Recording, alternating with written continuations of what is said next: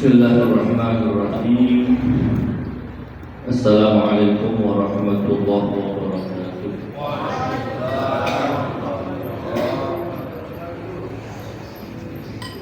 Alhamdulillahirabbil alamin wa bihi nasta'in wa sallallahu ala khairi khalqihi ajma'in Muhammadin wa alihi thayyibin at-tahirin. Allahumma salli ala Muhammad wa ali Muhammad. Assalamu alayka ya Rasulullah. Assalamu alayka ya Habibullah. Salam sejahtera bagimu wahai Rasulullah, wahai kekasih Allah. Ikhwan, akhwat sekalian, alhamdulillah kita pada siang hari ini dipertemukan dalam sebuah majlis untuk mengenang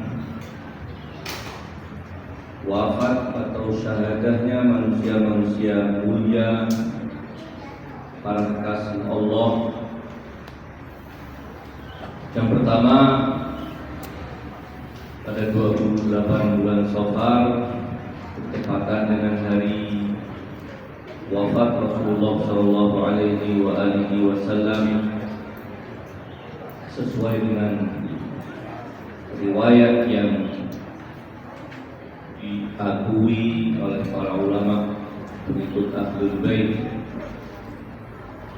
Demikian juga sesuai dengan sebagian riwayat pada ujung Safar ini syahadah Imam Al-Hasan Al-Mujtaba, cucu tercinta Rasulullah Shallallahu Alaihi Wasallam, dan Imam Ali bin Musa Ridha alaihi salam. Tentu pribadi-pribadi mulia yang kita sedang peringati hari wafat atau syahadahnya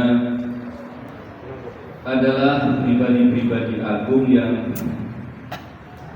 punya hak atas kita untuk selalu mengingat, mengenang, menghidupkan hari-hari yang dinisbatkan kepada mereka semua. Kepergian baginda Rasulullah Sallallahu Alaihi Wasallam tentu sebagai kepergian yang tidak akan tergantikan. Dalam salah satu kutipan pidato Imam Amirul Mukminin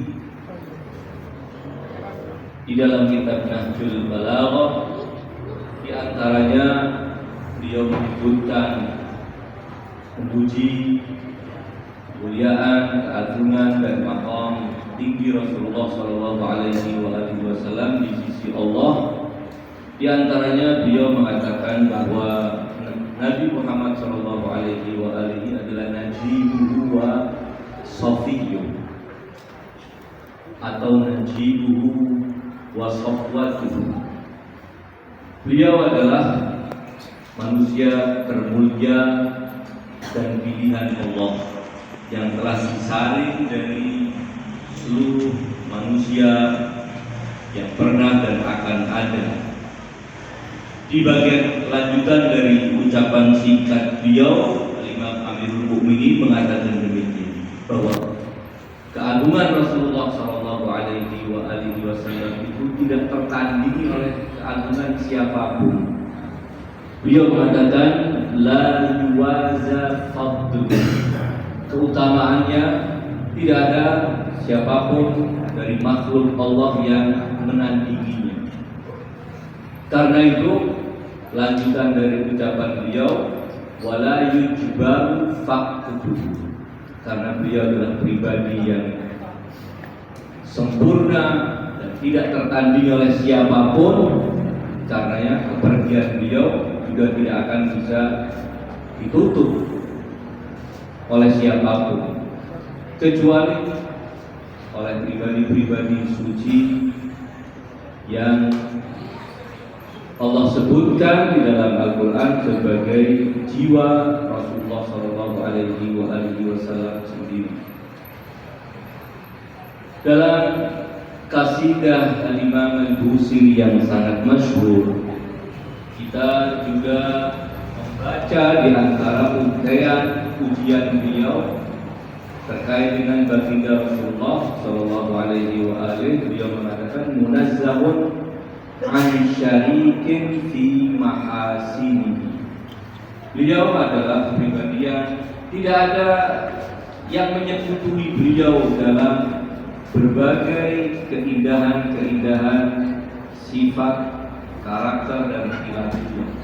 Fajauharul husni fihi ghairu hasan.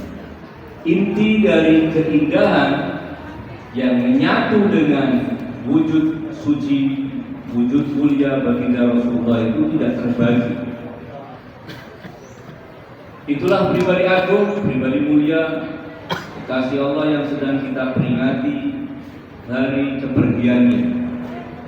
Kepergian baginda Rasulullah SAW akan menjadi sebuah kesedihan yang luar biasa tentu bagi mereka yang memahami keagungan dan kemuliaan baginda Rasulullah SAW. Semakin seorang memahami kemuliaan, keagungan Rasulullah, semakin kepergian beliau dan kosongnya masa dari keberadaan beliau dirasa sebagai musibah terbesar. Usibna bika, kita dalam doa ziarah yang diajarkan, kami mendapat musibah dengan kepergianmu wahai Rasulullah SAW. Beliau adalah pribadi yang Allah sifati sebagai pribadi yang punya perhatian yang sangat luar biasa untuk keselamatan umat manusia, tidak terbatas pada kaum muslimin yang sudah beriman kepada beliau. Allah mensifati beliau bima rahmatin minallahi linta lahum. Kelemah lembutan Rasulullah dalam perlakuannya terhadap siapapun, terutama terhadap kaum muslimin, itu dikarenakan beliau telah menyatu dengan rahmat Allah Subhanahu wa ta'ala. Bima rahmatin minallah linta lahum. Beliau digambarkan oleh Imam Amirul Mukminin sebagai tabibun dawwar bi'tibi. Seperti seorang dokter, layaknya biasanya seorang dokter, dia akan buka ruang praktek, para pasien yang merasa butuh pelayanan akan datang. Namun Rasulullah diibaratkan seperti dokter yang tidak menunggu pasien datang untuk berkonsultasi, meminta diagnosa, meminta obat dan sebagainya.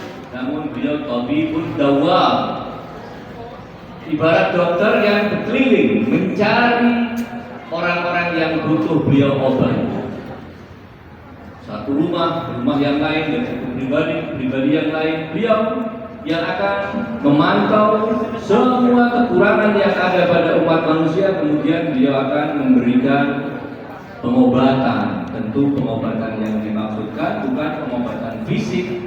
Beliau akan menyembuhkan penyakit-penyakit yang terkait dengan penyimpangan keyakinan, yang terkait dengan penyimpangan perilaku, yang terkait dengan sifat-sifat buruk yang mungkin tersandar.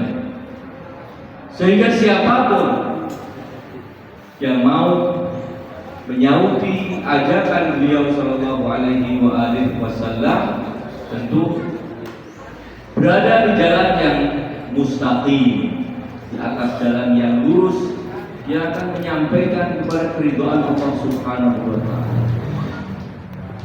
Beliau juga digambarkan dalam qasidah Al-Busiri, dalam qasidah burdahnya, di antaranya mengatakan bahwa beliau da'a ilallah, telah mengajak umat manusia kepada Allah, kepada mengesahkan Allah dalam penghambaan, mengesahkan Allah dalam semua level pengesaan Allah, meninggalkan kemusyrikan dalam keyakinan, kemusyrikan dalam penghambaan, dan kemusyrikan dalam level-level yang lain. Rasulullah da'a ila Allah, mengajak manusia untuk kembali kepada Allah Subhanahu wa taala. Lalu siapa yang berpegang teguh dengan atau menyauti ajakan beliau dan berpegang teguh dengan bimbingan beliau, kata lanjutan bait qasidah itu, da'a ila Allah fal mustamsikuna bihi, maka siapapun yang berpegang teguh dengan Nabi sallallahu alaihi wa alihi, mustamsikuna bihablin ghairi munfasili, dia berarti berpegang teguh dengan tali yang kokoh yang tidak akan terputus. Dalam sebagian kitab yang mensyarahi bait-bait qasidah Al-Busiri yang sangat indah dan terkenal itu, ketika sampai pada bait ini, diantaranya pensyarah memberikan ulasan sebagai berikut. Dia mengatakan bahwa Rasulullah SAW mengajak umat manusia melalui mukjizat teragung beliau yang sekaligus adalah buku pedoman yang memuat bimbingan-bimbingan yang akan menyadarkan penyimpangan pemikiran dan keyakinan, yang akan membimbing manusia untuk bagaimana berkomunikasi dengan Allah dalam doanya, bagaimana berkomunikasi dengan Allah melalui ibadah-ibadah dan semua aturan hidup. Rasulullah mengajak umat manusia melalui Al-Quran. Kemudian ada ayat yang dibawa oleh si pensyarah mengatakan, sambil memuat ayat itu, ayat yang memuat sebuah teguran keras bagi siapapun yang kemudian tidak beriman dengan ajakan Rasulullah SAW. Ayat itu berbunyi, wa kaifa takfuruna billah, bagaimana kalian kok bisa-bisanya kufur kepada Allah. Wa kaifa takfuruna billah wa antum tutla alaikum ayatullah. Itu yang pertama. Sementara ayat-ayat Allah yang di dalamnya memuat semua yang bisa memuaskan pikiran kita untuk menemukan ideologi yang benar, untuk memahami kaidah-kaidah hidup yang benar. Dengan begitu rapi Al-Quran berdalil tentang keesaan Tuhan, tentang kewajiban menghamba kepada Tuhan, tentang bukti kebenaran klaim kerasulan beliau, tentang kepastian adanya hari kiamat, tentang keharusan kita berjalan di atas aturan Tuhan. Sedemikian rapi Al-Quran yang telah dibacakan ayat-ayatnya, lalu bagaimana kalian masih bisa kufur? Kaifa takfuruna billah wa antum tutla alaikum ayatullah. Ayatullah dibacakan kepada kalian. Namun tidak berhenti di situ. Wa fiikum rasuluh, dan di tengah-tengah kalian ada rasul. Allah ketika mengecam mereka yang kufur kepada ajakan menuju Allah Subhanahu wa taala, dikecam karena ada dua alasan. Kenapa kalian tidak beriman? Padahal ayat-ayat itu telah dibacakan kepada kalian, dan di tengah-tengah kalian ada sosok mulia, utusan Allah, yang semua tutur katanya adalah bimbingan, yang semua perilakunya adalah teladan, yang semua perlakuannya terhadap kalian adalah belas kasih dan kasih sayang. Bagaimana kok bisa kalian kemudian tidak beriman dengan Nabi yang seagung ini dan menolak ajakannya? Wa antum tutla alaikum ayatuhu wa fiikum rasuluh. Sementara di antara kalian ada Rasul. Dua alasan kecaman Allah dialamatkan kepada mereka yang tetap masih ingkar, dikarenakan padahal ayat-ayat Allah sudah dibacakan dan ada sosok Rasulullah SAW di tengah-tengah kalian. Tentu ayat ini awalnya dialamatkan kepada mereka yang hidup di zaman Rasulullah SAW.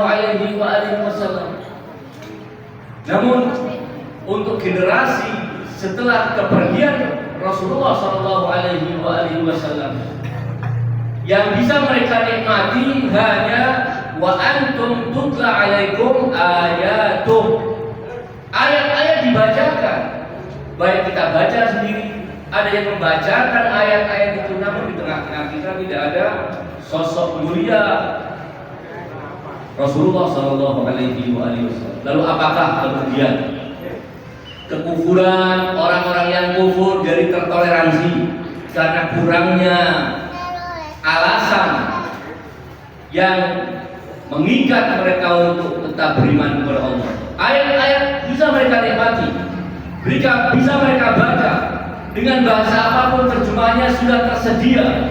Keterangan-keterangan para ulama juga telah mengungkap berbagai sisi indah dari ayat-ayat itu. Namun keberadaan sosok Rasulullah Shallallahu Alaihi Wasallam tidak ada di tengah kita.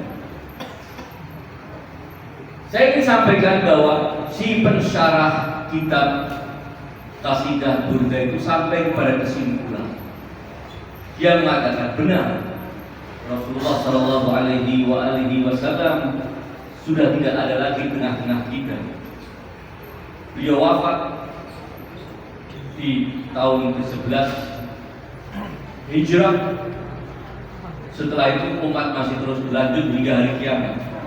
Namun kata pensyarah tersebut, Rasulullah Shallallahu Alaihi Wasallam telah meninggalkan keluarga sucinya untuk kalian, yang itu akan ada di sepanjang zaman. Sehingga alasan apapun terkait dengan kekufuran tidak akan ditoleransi. Sama keberadaan Ahlul Bait Nabi dengan keberadaan Nabi dalam penegakan hujjah. Kalaupun sekarang sosok beliau tidak ada, namun sosok Ahlul Bait, kata pensyarah Qasidah Burda, akan menempati posisi Rasulullah Shallallahu Alaihi Wasallam.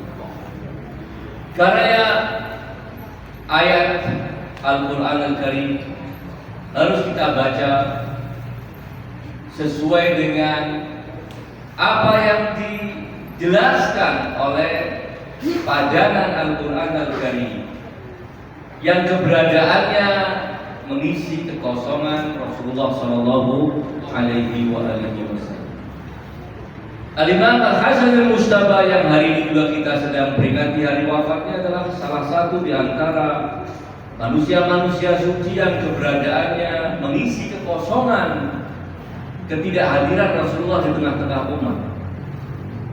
Demikian juga Imam Ali bin Musa Ridho. Mereka semua adalah pelanjut Rasulullah Shallallahu Alaihi Wasallam yang akan menjalankan misi besar dakwah Rasulullah Shallallahu Alaihi Wasallam dalam memimpin umat. Mereka adalah pewaris Rasulullah Shallallahu Alaihi Wasallam. Itulah yang menjadikan bahwa mengenang Ahlul Bait itu tidak akan pernah bisa dipisah dari mengenang Rasulullah Shallallahu Alaihi Wasallam. Namun orang yang boleh jadi mengingat Rasulullah belum tentu mengingat Ahlul Baitnya. Namun yang mengingat Ahlul Bait pasti akan mengingat Rasulullah Shallallahu Alaihi Wasallam. Karena keterikatan kita dengan para imam suci Ahlul Bait, karena mereka adalah para khalifah Rasulullah. Mereka adalah para imam pembimbing yang ditunjuk oleh Allah melalui Rasulullah Shallallahu Alaihi Wasallam. Jadi apa yang dikatakan oleh Imam Amirul Mukminin wala yujbaru faqdu, tidak dengan arti mutlak bahwa benar-benar kekosongan itu tidak terisikan. Memang ada bagian-bagian yang tidak terisikan. Sebagai Nabi terakhir yang membawa syariat, kepergian beliau telah memutus wahyu yang datang membawa ajaran baru. Tidak akan ada lagi ajaran baru karena beliau adalah Nabi penutup.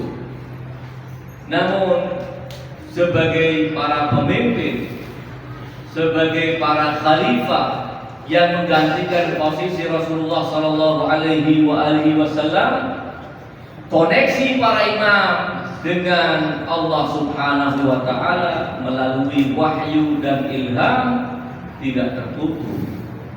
Tetap hubungan bumi dan langit tidak terputus dengan wafatnya baginda Rasulullah sallallahu alaihi wasallam. Yang terputus adalah turunnya Jibril membawa ajaran baru, turunnya Jibril membawa syariat baru. Namun Jibril datang untuk membawa sesuatu yang sudah pernah beliau bawa kepada Nabi untuk dijabarkan kepada para imam, itu sama sekali tidak tertutup yang ini. Alaihal ikhwan akhwat sekalian, kita duduk bersama dalam rangka mengenang hari syahadah atau hari wafat baginda Rasulullah sallallahu alaihi wasallam yang penuh dengan belas kasih kepada kita, penuh perhatian yang sangat luar biasa. Ada sebuah riwayat yang disebutkan baik dalam kitab-kitab hadis maupun dalam kitab-kitab sejarah. Sebelum Rasulullah Shallallahu Alaihi Wasallam sakit yang menghantarkan beliau wafat, beliau mengajak seorang sahabat beliau yang juga mantan budak yang beliau beli dari tuannya, kemudian beliau bebaskan. Setelah itu sang budak ini menjadi pelayan Rasulullah Shallallahu Alaihi Wasallam. Jadi ada beberapa pribadi di antara para sahabat, baik yang kanak-kanak maupun sudah dewasa, itu menjadi pembantu Rasulullah Shallallahu Alaihi Wasallam.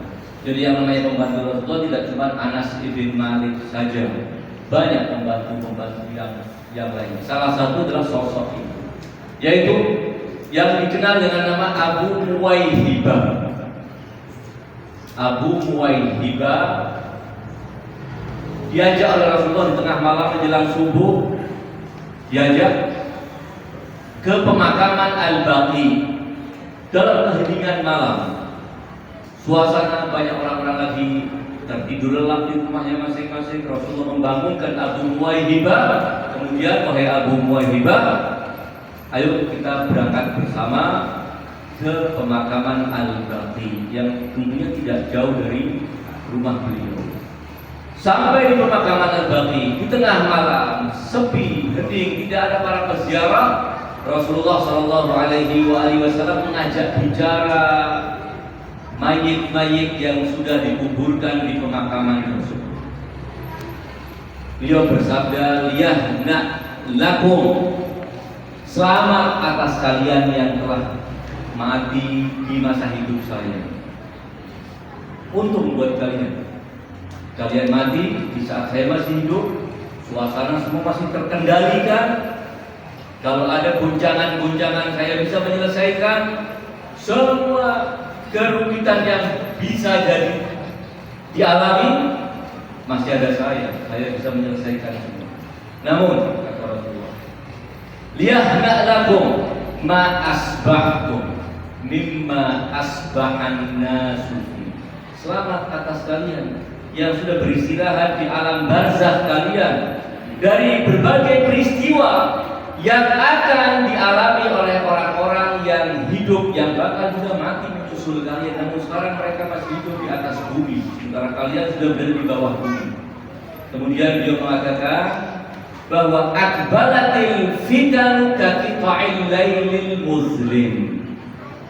Fitnah demi fitnah, kekacauan demi kekacauan akan terjadi, akan datang silih berganti bak gumpalan malam yang gelap gulita.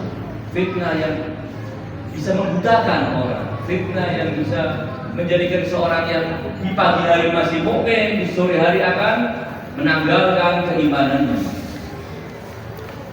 Itulah yang disampaikan oleh Abu Muwaihibah. Rasulullah Shallallahu Alaihi Wasallam menjelaskan bahwa akan ada peristiwa-peristiwa yang terjadi.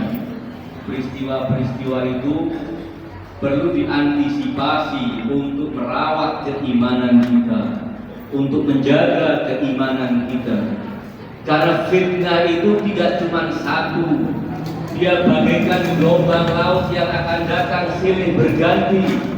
Yattabi'u, ini andai kita mau mencari tahu apa sebenarnya yang terjadi seperti yang diperingatkan oleh baginda Rasulullah ketika beliau berziarah ke Al-Baqi'il Gharqad. Beliau kemudian, kata Abu Muwaihibah, setelah menyampaikan kepada saya, beliau istaghfar li ahli Baqi. Beliau memohonkan ampun untuk para sahabatnya yang telah gugur, telah wafat mendahului beliau dan dimakamkan di Al-Baqi. Namun sekali lagi, ikhwan sekalian, kita duduk memperingati hari wafat Rasulullah Sallallahu Alaihi Wasallam, dan beberapa hari lagi kita juga akan masuk dalam bulan Rabiul Awal, dan di bulan itu adalah bulan kelahiran Rasulullah Sallallahu Alaihi Wasallam. Kedua-duanya harus kita peringati. Memperingati hari wafat Rasulullah Sallallahu Alaihi Wasallam sama pentingnya dengan memperingati hari kelahiran Rasulullah Sallallahu Alaihi Wasallam. Memperingati hari kelahiran beliau akan membawa kita kepada pemahaman tentang apa yang beliau bawa, misi besar apa yang telah Allah amanatkan kepada beliau. Memperingati hari wafat beliau akan menyadarkan betapa sulit beliau Shallallahu Alaihi Wasallam dalam memperjuangkan amanat Allah, risalah Allah selama 23 tahun. 23 tahun dakwah beliau penuh dengan perjuangan, penuh dengan pengorbanan. Orang-orang tercinta beliau dari kalangan keluarga beliau, Sayyidina Hamzah, syuhada Asadullah, Hamzah bin Abdul Muttalib gugur di perang Uhud. Ja'far at-Tayyar gugur.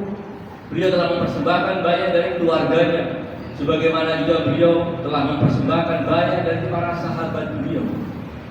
Para sahabat yang setelah mengimani ajaran Rasulullah Sallallahu Alaihi Wasallam menampakkan ketulusannya, menampakkan kesetiaannya, kesiapannya untuk berkorban. Ada salah seorang sahabat yang merupakan tokoh di tengah-tengah masyarakat kota Madinah sebelum kedatangan Rasulullah ke kota tersebut. Memiliki 4 anak yang kesemuanya sudah masuk Islam duluan sebelum bapaknya. Dan kemudian bapaknya baru memeluk Islam setelah anaknya melakukan manuver-manuver tertentu yang menyebabkan kemudian abahnya sadar. Saya akan cerita sedikit, khususnya untuk adik-adik ini, cerita versi bisa mencairkan sedikit suasana. Orang ini adalah tokoh, karena tokoh biasanya di rumahnya ada arca untuk menyimpulkan bahwa dia ini seorang tokoh. Tidak cukup dengan tokohnya, tidak cukup dengan arca yang diletakkan di tempat peribadatan umum. Di rumahnya ada tokoh, ada arca, karena dia seorang tokoh.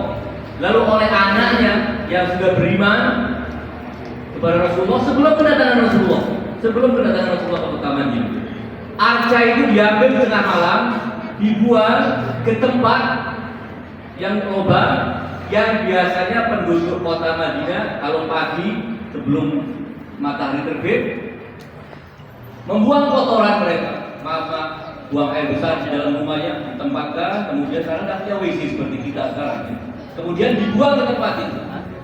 Bapaknya bangun setelah pagi bangun, lihat arcanya hilang, dicari-cari ternyata pindah tempat dan penuh dengan kotoran. Dia dengan penuh kesetiaan dengan arcanya, dia cuci, dia bersihkan, dia letakkan tempat semula. Besok pagi begitu lagi, diambil oleh anaknya ketika abah yang tengah-tengah tidur nyenyak, diletakkan di tempat itu. Kemudian pagi hari orang kota Madinah biasanya buang-buang kotoran ke situ. Pagi hari dia lihat ternyata arcanya hilang lagi, dicari tempat itu lagi. Mulai dia mengatakan, kalau kamu memang benar bisa membantu saya, kenapa kamu bisa pindah tempat dan tidak bisa mengelak ketika dibuangi kotoran-kotoran? Namun dia masih tak setia dengan arcanya. Setelah beberapa kali dibuang arca itu ke tempat yang semula, lebih dari itu diikatkan seekor anjing yang sudah mati, bangkai anjing dililitkan ke arca ini. Ketika pagi kehilangan arca lagi, maka dia cari tempat yang sama. Sekarang dalam kondisi yang lebih mengenaskan, dia terikat, dililit oleh bangkai anjing. Setelah itu dia mulai pelan-pelan sadar, mengatakan, kalau ini memang benar Tuhan, kenapa bisa diikat dengan bangkai anjing dan pemberontak? Kenapa dibuangi kotoran setiap hari juga ada pemberontak? Mulailah pelan-pelan, kemudian dia sadar. Ringkas kata, sahabat ini kemudian di perang Badar meminta izin kepada Rasulullah untuk ikut berjuang, namun Rasul tidak mengizinkan karena dia bisa cacat. Orang ini cacat, tidak bisa berjalan dengan normal, maka ditolak oleh Rasulullah. Itu pun atas advis keempat anaknya, ya Rasulullah, Abah jangan diizinkan perang, biar dia normal. Rasulullah mengatakan, siapa orang yang cacat, wala alal a'raji harajun, ayatnya mengatakan orang yang punya cacat gugur kewajiban jihadnya. Namun di perang Uhud, ketika perang Uhud, dia datang kepada Rasulullah, mengatakan, ya Rasulullah, saya punya harapan yang sangat besar. Saya ingin menginjakkan kaki saya yang patah ini, yang cacat ini, untuk saya pakai menginjak surga, ya Rasulullah. Rasa-rasanya jalan tercepat untuk sampai ke surga adalah kalau saya mati syahid gugur membela. Maka diizinkan oleh Rasulullah SAW. Dan setelah beberapa saat dia berjuang melawan orang-orang kafir, dia gugur syahid di jalan Rasulullah SAW. Rasulullah SAW seusai perang Uhud mengebumikan sahabat ini dengan temannya, diletakkan di satu liang, dikafani dengan satu kafan. Ringkas kata bahwa perjuangan para sahabat Nabi, perjuangan para keluarga Nabi untuk menjayakan agama ini bukan perjuangan yang murah, perjuangan yang sangat luar biasa. Sehingga kita pun apabila ingin memahami sejarah kejayaan Islam di masa kehidupan Rasulullah SAW, kita juga berujuk pada sejarah orang-orang yang setia kepada Rasulullah SAW. Sekali lagi kita kembali bahwa kita duduk sedang memperingati hari wafat Rasulullah, hari wafat Al-Imam Al-Hasan Al-Mujtaba, cucu tercinta Rasulullah, yang di antara cucu Rasulullah yang termazlum adalah Imam Al-Hasan Al-Mujtaba. Al-Imam Al-Husain kita tahu beliau gugur syahid di Karbala dalam keadaan teraniaya, dikepung oleh puluhan ribu tentara dengan hanya beberapa puluh pembela beliau. Kita tahu semuanya. Namun nama Al-Imam Al-Husain harum. Nama beliau mengilhamkan kesadaran bagi umat manusia, tidak cuma umat Islam. Berapa banyak orang-orang di luar Islam pun mendapat inspirasi dari perjuangan Al-Imam Al-Husain. Nama Al-Imam Al-Husain dikenal, namun beda halnya dengan Al-Imam Al-Hasan Al-Mujtaba. Pribadi seagung beliau, kalau kita tanya kepada umumnya kaum muslimin, mereka hanya akan mengenal sisi-sisi tertentu yang itu pun adalah berdasarkan dokumen-dokumen palsu yang dibuat-buat oleh musuh-musuh Al-Imam Al-Hasan Al-Mujtaba. Al-Imam Al-Hasan Al-Mujtaba digambarkan sebagai penakut karena dia menyerahkan kepemimpinannya kepada Muawiyah. Dia lebih memilih untuk hidup berfoya-foya, menikmati sisa hidupnya dengan berbagai macam kenikmatan. Digambarkan tidak seperti ayahnya, sebagaimana digambarkan juga tidak seperti adiknya Al-Imam Al-Hasan, sebagai orang yang wegah dengan perjuangan yang telah dirintis oleh ayahnya sendiri. Waliyadzubillah, ini gambaran yang kita selalu akan dengar atau baca dari analisa-analisa sebagian orang. Ini adalah analisa yang mendolimi Al-Imam Al-Hasan Al-Mujtaba.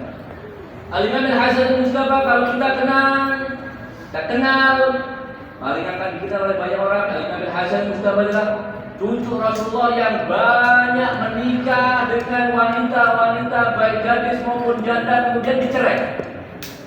digambarkan bahwa Imam Hasan al-Mujtaba cucu Rasulullah ini sepertinya tidak punya kegiatan, tidak punya aktivitas, tidak punya pikiran kecuali menikmati wanita-wanita di kota Al-Madinah Al-Munawwarah.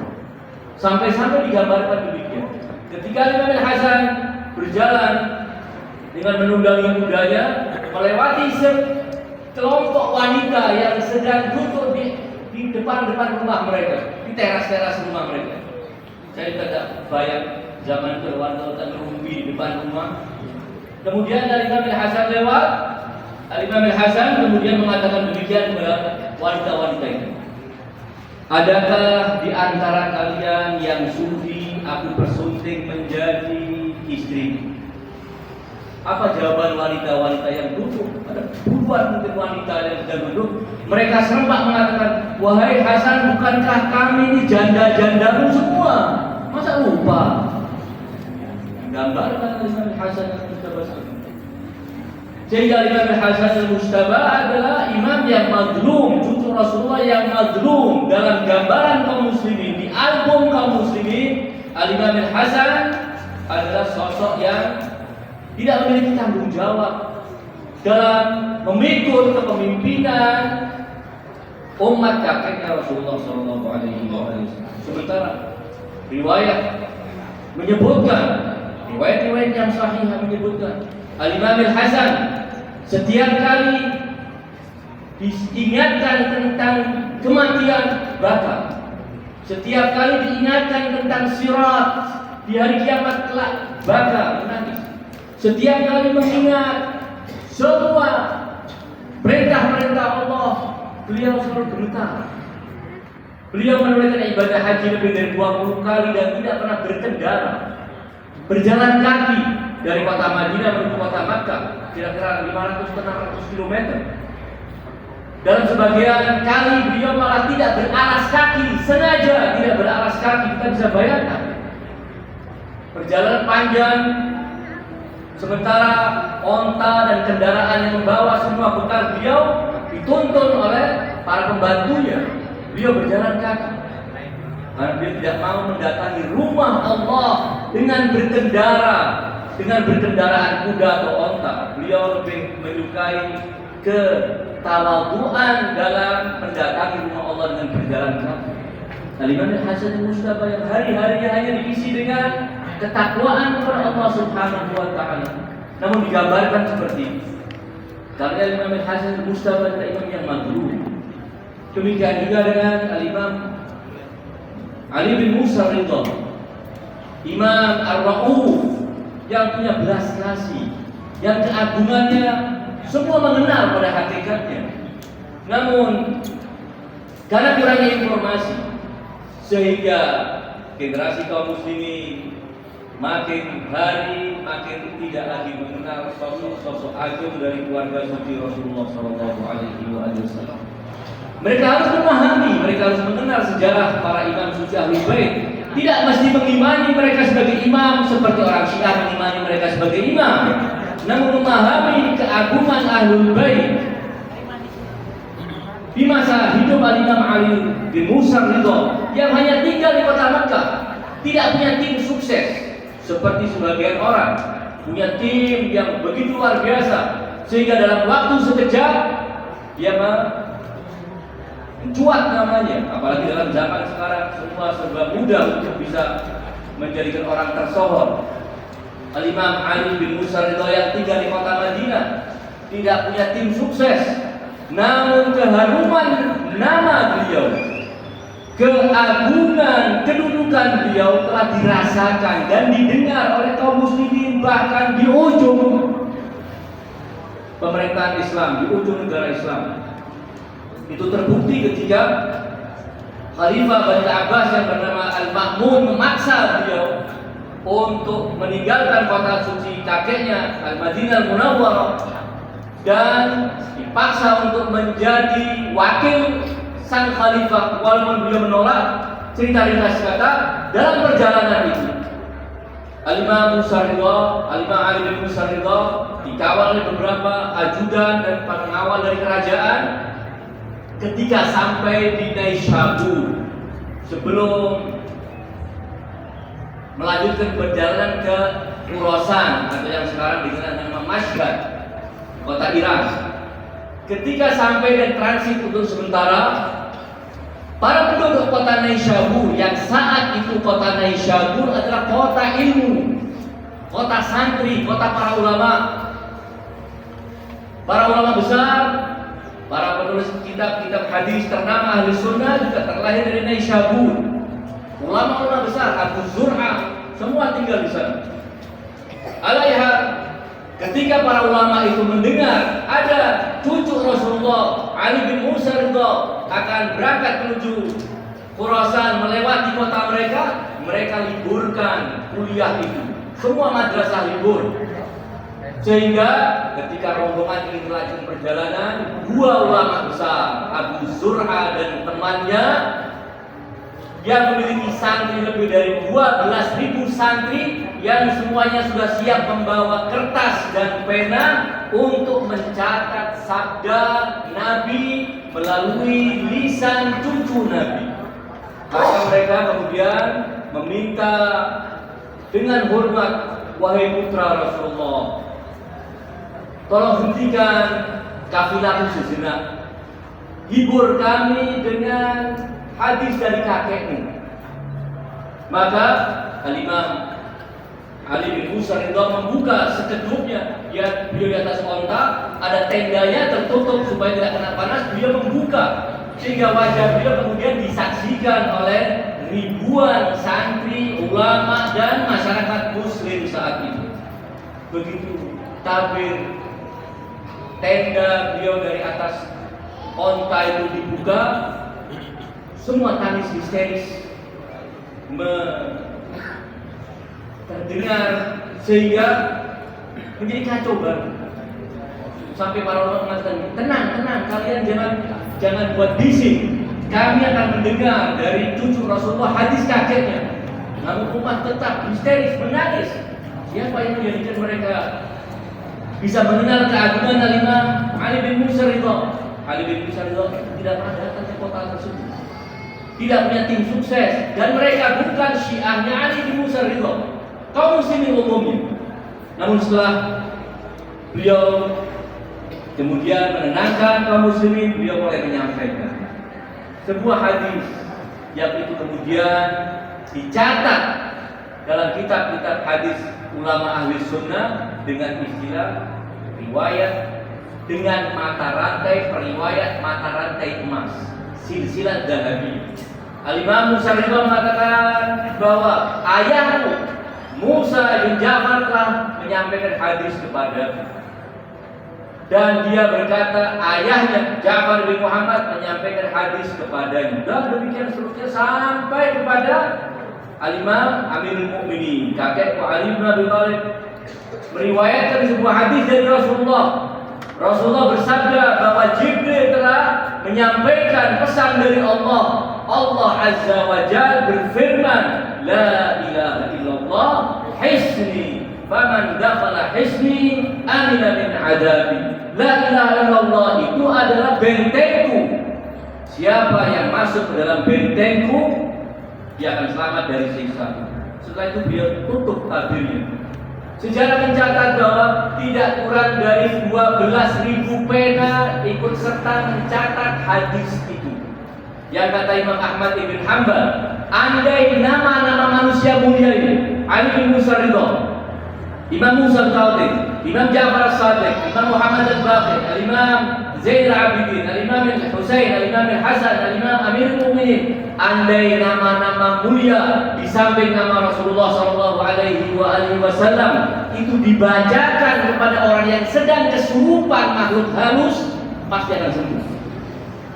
Ada Imam Ahmad bin Hanbal mengatakan begitu. Setelah itu ditutuplah tabir itu, dan beliau melanjutkan beberapa langkah onta itu, beliau hentikan, kemudian beliau buka tabir itu lagi sambil mengatakan kepada mereka, bisyartiha wa syurutiha, la ilaha illallah akan berfungsi sebagai benteng keselamatan bagi kalian dari siksa Allah ketika terlengkapi dengan syarat-syaratnya.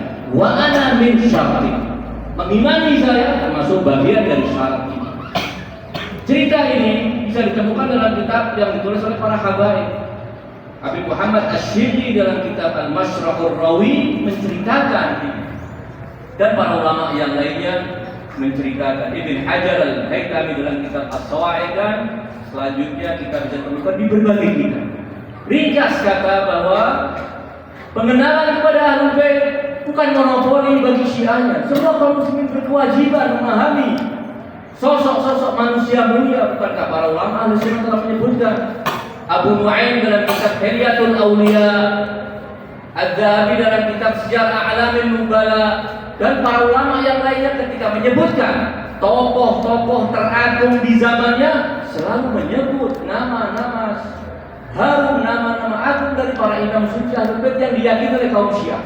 Padahal mereka juga bukan yang meyakini seperti kaum Syiah meyakini imamah mereka.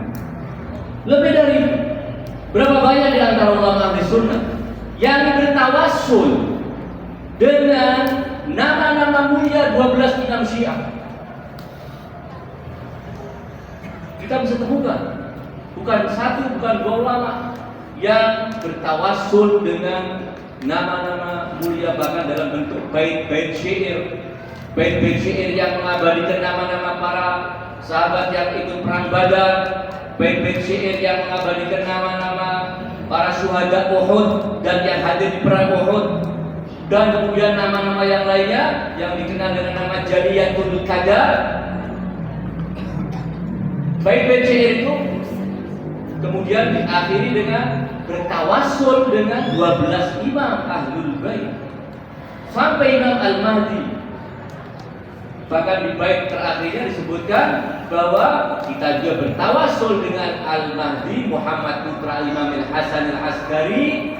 Setelah itu beliau mengatakan fahaula a'immatun 12. Mereka adalah 12 imam. Penulisnya seorang Ahlus Sunnah wal Jamaah, seorang sufi, ahli tarekat, semua mengenal keagungan para imam suci Ahlul Bait. Karena majelis-majelis seperti ini adalah majelis yang sedianya harus memperkenalkan kita kepada Ahlul Bait, kepada keagungan Ahlul Bait. Saya akan tutup pembicaraan saya pada siang hari ini dengan mengutip satu dari sabda Imam Al-Hasan Al-Mustaba. Paling tidak ini oleh-oleh supaya kita ingat, khususnya adik-adik kecil bisa mengingat, redaksinya pendek, mudah untuk dihafal. Beliau mengatakan begini. Al-Imam Al-Hasan Al-Mustaba berkata, al-khairul ladzi la syarra fi. Kebaikan yang di dalamnya tidak ada keburukan sama sekali. Itu apa? Beliau mengatakan asyukru ma'an ni'mati was-sabru 'alan nazilat. Yaitu bersyukur atas nikmat dan bersabar atas musibah yang menimpa. Ini yang disampaikan oleh Al-Imam Al-Hasan sebagai oleh-oleh buat kita. Beliau telah mengingatkan kita bahwa kenikmatan, kebaikan yang tidak tercemari oleh keburukan apapun adalah syukur kepada Allah dikala mendapatkan nikmat dan bersabar ketika mendapatkan musibah. Ini yang saya sampaikan. Sekali lagi saya minta maaf yang sebesar-besarnya apabila waktu yang saya ambil terlalu panjang. Mudah-mudahan pertemuan ini menjadikan kita makin berhubung dengan manusia-manusia suci. Amal yang kita lakukan juga akan dicatat oleh Allah Subhanahu wa taala sebagai amal yang memberatkan timbangan kita di hari akhir nanti. Dan mudah-mudahan dalam kehidupan dunia ini hingga kehidupan barzah dan akhirat nanti kita selalu disertai oleh syafaat manusia-manusia suci, syafaat Rasulullah sallallahu alaihi wasallam, kemudian syafaatul uzma dan syafaat ahli bait al-Mustafa sallallahu alaihi wasallam. Hada minni wa sallallahu ala khairi khalqihi ajma'in. Muhammadin wa alihi tayyibin tahirin wa ghafarallahu lana wa lakum. Amin. Wassalamualaikum warahmatullahi wabarakatuh. Waalaikumsalam warahmatullahi wabarakatuh. Man Nabi wa Ali salawat.